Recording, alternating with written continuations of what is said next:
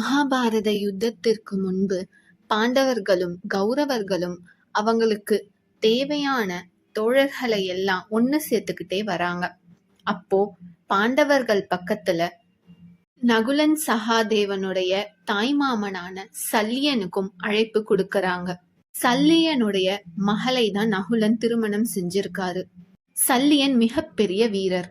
அவரு வந்தா மிகவும் பலமாகவும் உதவியாகவும் இருக்கும் அப்படின்னு சொல்லிட்டு முடிவு செஞ்சு அவரையும் அழைக்கிறாரு. அவங்களுக்கே தெரியும் சல்லியன் வந்து உதவி செய்வாரு அப்படின்னு சொல்லிட்டு. மகாபாரத யுத்தத்தை பற்றி கேள்விப்பட்டதும் சல்லியனும் கிளம்பி வராங்க. அஸ்தினாபுரத்தை நோக்கி சல்லியன் வர்றத துரியோதனன் தன்னுடைய உளவாளிகள் மூலமா முன்னாடியே தெரிஞ்சுக்கிறாரு. பாண்டவர்களுக்கு சல்லியன் மிகப்பெரிய பலமாக இருப்பாரு. அதனால சல்லியனை எப்படியாவது நம்ம பக்கம் நம்ம இழுத்துக்கணும்னு முடிவு செய்யறாங்க. சல்லியன் நகுலன் சகாதேவனை தவிர வேற யாரையும் பார்த்ததில்ல. அவருக்கு யுதிஷ்டர், பீமன், அர்ஜுனன்ல எப்படி இருப்பாங்க அப்படிங்கறதே தெரியாது. துரியோதனனும் துச்சாதனனும் என்ன செய்யறாங்க அப்படின்னா சல்லியன் கிட்ட போய் யுதிஷ்டர் நான் தான், பீமன் நான் தான் அப்படின்னு சொல்லி அவரை ஏமாற்றி அவங்களுடைய குடிலுக்கு அழைச்சிட்டு போயிடுறாங்க. சல்லியனை யோசிக்க விடாம அவங்க பேசிக்கிட்டே வந்து, நீங்க இப்பவே எங்களுக்கு சத்தியம் பண்ணுங்க, என்னானாலும் இந்த யுத்தத்தில் எங்களை விட்டு நீங்க போக மாட்டீங்க, எங்களுக்கு மட்டும்தான் ஆதரவு தெரிவிப்பீங்க அப்படின்னு சொல்லிட்டு சத்தியம் பண்ணுங்கன்னு கேக்குறாங்க.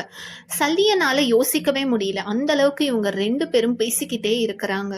சல்லியனும் சரி யுதிஷ்டர் பீமன் தானே, நம்ம இவங்க பக்கம் தானே இருக்க போறோம்னு நம்பி சத்தியமும் பண்ணிடுறாங்க. பாண்டவர்கள் ரொம்ப நேரம் ஆயும் சல்லியன் வரவே இல்லையேன்னு யோசிக்கிறாங்க. அதுக்கப்புறம் அர்ஜுனன் தன்னுடைய மகனான ஸ்ருதகீர்த்தியிடம், ஒருவேளை கௌரவர்களுடைய சதி ஏதாவது இருக்கலாம், நீ எதற்கும் அங்கு போய் பார்த்துட்டு வா அப்படின்னு சொல்லி அனுப்புறாங்க. அதுக்கப்புறம் அவரும் வந்து கௌரவர்களுடைய குடிலில் பாக்குறாங்க. அப்போ சல்லியனுடைய தேரும் கொடியும் இருக்கிறதை கவனிச்சிடுறாரு. உள்ள போய் பார்க்கலான்னு பாக்குறாரு. அதுக்கப்புறம் எல்லாரும் சல்லியன் கிட்ட பேசிட்டு இருக்கிறத பாக்குறாங்க. யுதிஷ்டர் பீமன் போல அங்கு துரியோதனனும் துச்சாதனனும் நடித்து கொண்டிருப்பதையும் ஸ்ருதகீர்த்தி பார்த்துடுறாரு. சத்தியம் வாங்கினதுக்கு அப்புறம் அவங்க 2 பேருமே போயிடுறாங்க அந்த இடத்துல இருந்து. அப்போ தனியாக இருக்கும் சல்லியன் கிட்ட ஸ்ருதகீர்த்தி போய் பேசுறாரு. நான் அர்ஜுனனுடைய மகன், இவங்க எல்லாரும் கௌரவர்கள், நீங்க எதற்காக இந்த பக்கம் வந்தீங்க அப்படின்னு கேக்குறாங்க. சல்லியன், நான் ஏமாந்துட்டேன், என்னை ஏமாத்திட்டாங்க, நான் இவங்களுக்கு சத்தியம் வேற பண்ணி கொடுத்துட்டேன் அப்படின்னு சொல்றாங்க. ஸ்ருதகீர்த்தி பரவாயில்ல வாங்க அப்படின்னு சொல்றாங்க. அதற்கு சல்லியனோ, தர்மத்தை நான் மீறவே மாட்டேன், அதனால நான் இந்த அணியை விட்டு வரவே முடியாது என்னால அப்படின்னு சொல்லிடுறாரு.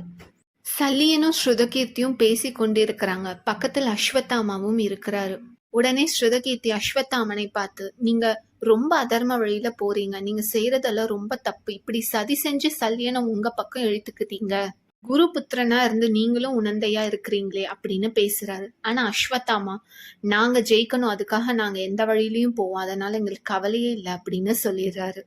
இனி யார்கிட்ட பேசியும் பயன் இல்லைன்னு சொல்லிட்டு ஸ்ருதகீர்த்தியும் வந்து நடந்த விஷயத்த பாண்டவர்கள் கிட்ட சொல்லிடுறாரு.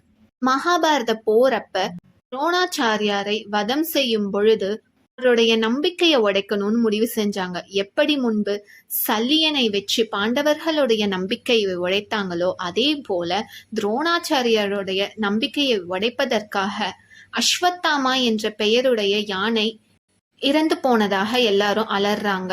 ஆனா அஸ்வத்தாமான்னு சொன்னதும் துரோணாச்சாரியார் தன்னுடைய மகன் அப்படின்னு நினைச்சுக்கிறாரு.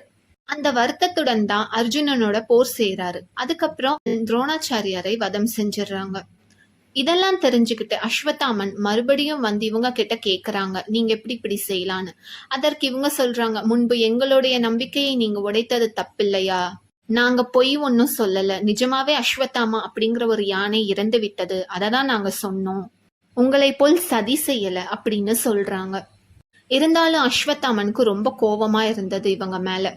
போரெல்லாம் முடிஞ்சு துரியோதனனே இறந்து போயிட்டாங்க. ஆனா அந்த கோபம் அஸ்வத்தாமனை விட்டு போகவே இல்லை. போர் முடிந்த இரவு உப பாண்டவர்களான பாண்டவர்களுடைய மகன்களை அஸ்வத்தாமா உறங்கிக் கொண்டிருக்கும் பொழுதே வதம் செஞ்சிடுறாரு. இது மிகவும் அதர்மமான செயல். அஸ்வத்தாமனை ஸ்ரீ கிருஷ்ணன் தண்டிக்கும் பொழுது இந்த விஷயத்தையும் அவரு சுட்டி காமிச்சாரு.